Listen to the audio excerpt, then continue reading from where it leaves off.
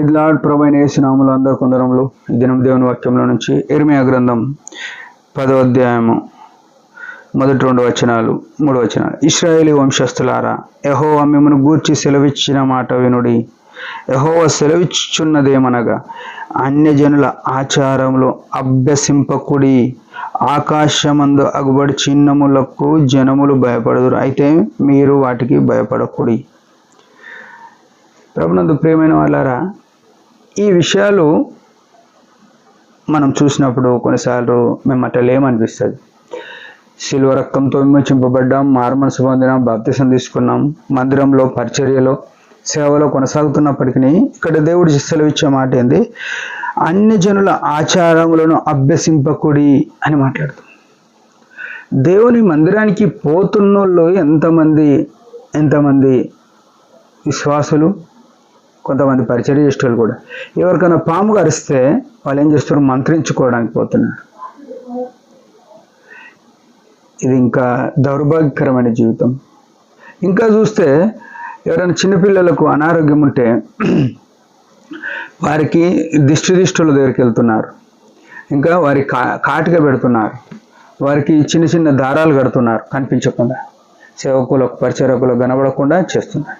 వాళ్ళ ఇంట్లో ఇంకా కొన్ని అనవసరమైనవి పనికిరానివి వేసుకొని ఉంటున్నారు.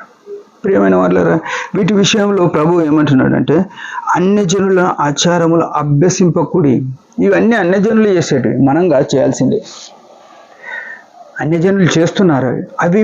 ఒకప్పుడు మనం ఉండొచ్చు, యేసుక్రీస్తు ప్రభుని ఎరగక ముందు అట్లా ఉండొచ్చు, ఆయన శిలువ రక్తంతో విమోచనపడక ముందు ఉండొచ్చు. మన శిక్ష యావత్తు ఆయన మీద మోపబడ్డది. యెషయా గ్రంథం 53లో చూసినట్టయితే 5వ వచనంలో, మన కొరకు ఆయన గాయపరచబడ్డాడు, మన వ్యసనములను సహించినాడు, మన రోగములను భరించినాడు. ఇంకా మనకు రోమా 8:1 క్రీస్తునందున్న వారికి ఏ శిక్ష విధి లేదు అన్నాక, మనం క్రీస్తులో ఉంటే శాపము, పాపము, సైతాని యొక్క ప్రతి చీకటి ప్రభావం అంతా యేసు రక్తం ద్వారా అవి కొట్టివేయబడతాయి. యేసు క్రీస్తు ప్రభుని ఆశ్రయించాలి, ఆయనను ఆశ్రయించుడు, అప్పుడు మీరు బ్రతుకుతారని రాయబడ్డది. ఆయన దగ్గరికి రాకుండా లోక సంబంధమైన వారి యొద్దకు వెళ్ళి వారి ఆశ్రయం కోరి మనం స్వస్థపరచబడాలని కోరుతున్నామంటే మనం పాపం చేస్తున్నాం. ప్రియమైన వాళ్ళ వీటి విషయం జాగ్రత్త. ఇంకా ఆకాశమందు అగుబడి చిహ్నములకు జనములు భయపడుదురు అంటున్నాడు. లోకస్తులంతా అమావాసకు పున్నానికి గానం పడ్డదని వణికిపోతారు, ఏమో జరిగిపోతుందని. ఇవన్నిటినీ కలగజేసిన వాళ్ళు ఎవరు? యేసు ప్రభు. యోహాను 1-2-3 వచనాలు చూస్తే, ఆయన లేకుండా ఏది కలగలేదు. ప్రతి సృష్టి యేసు ప్రభు లేకుండా ఆయన మన దగ్గర ఉన్నప్పుడు ఈ సృష్టి మన మీదకి ఎందుకు వస్తుంది? ఈ చిన్న విషయం మనం మర్చిపోతాం. అయ్యో ఏదో జరిగిపోతుంది. అన్యుల ఆచారాలు, పెండ్లిలలో, సావులలో ఎన్నో చేస్తుంటారు. విషయం ఏంటంటే, ఇంకా దుఃఖకరమైన విషయం, క్రైస్తవులు, విశ్వాసులు, బలలో పాల్గొందేటోళ్ళు ఎవరైనా ఇంట్లో చనిపోతే 5 రోజులు చేస్తున్నారు, 8 రోజులు చేస్తున్నారు, 40 రోజులు చేస్తున్నారు, సంవత్సరికం చేస్తున్నారు. ఇది దుష్టత్వం. ప్రియమైన వాళ్ళారా, దీని నుంచి విడిపించబడాలి. పాపం ఇది. దేవుడు ఒప్పుకోడు. ఆయనకు ఇవ్వవలసిన ఘనత ఆయనకి ఇవ్వాల్సిందే. ఇంకో విషయం ఏంటంటే, కొందరు తల వెంట్రుకలు ఉరిగించుకుంటున్నారు. మనుషులు ఎంత తెలివిగా ఉన్నారంటే, సరే ఇప్పుడు సృష్టి ఉంటుంది, నాకు తెలిసిన విధానంలో సృష్టి ఉంటుందని ఆ వంశీకులందరూ పురుషులు తల వెంట్రుకలు ఉరిగించుకుంటారు. ఎందుకంటే సృష్టి పోవాలి అంటే వీళ్ళు చచ్చిన వ్యక్తిని గణపరుస్తున్నట్టు. సరే మరి మంచిదే.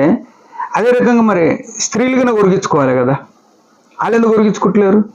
అంటే ఏది అవకాశం ఉంటుందో దాన్ని వాడుకుంటారు మనుషులు. దేవుడు దాన్ని సహించాడు. దేవునికి ఇష్టం ఏదో అది మాత్రం చేయాలి. అది చేయకుండా వారు లోకస్తులు భయపడినట్టు మనం భయపడి తల నీలాలు ఇవ్వకపోతే ఏమవుతుంది, గుండు కొరుకోకపోతే ఏమవుతుంది, ఏదో అవుతుంది, అరిష్టం అనుకుంటారు. ఏమంటున్నాడు? అవి అన్ని జనులు భయపడతారు, అయితే మీరు వాటికి భయపడకూడి. యేసు ప్రభువే ఆయన నోటి నుంచి నువ్వు భయపడవద్దు అన్నాక ఈ లోకంలో నీ మీదికి వచ్చే శత్రువు శక్తి ఏది లేదు.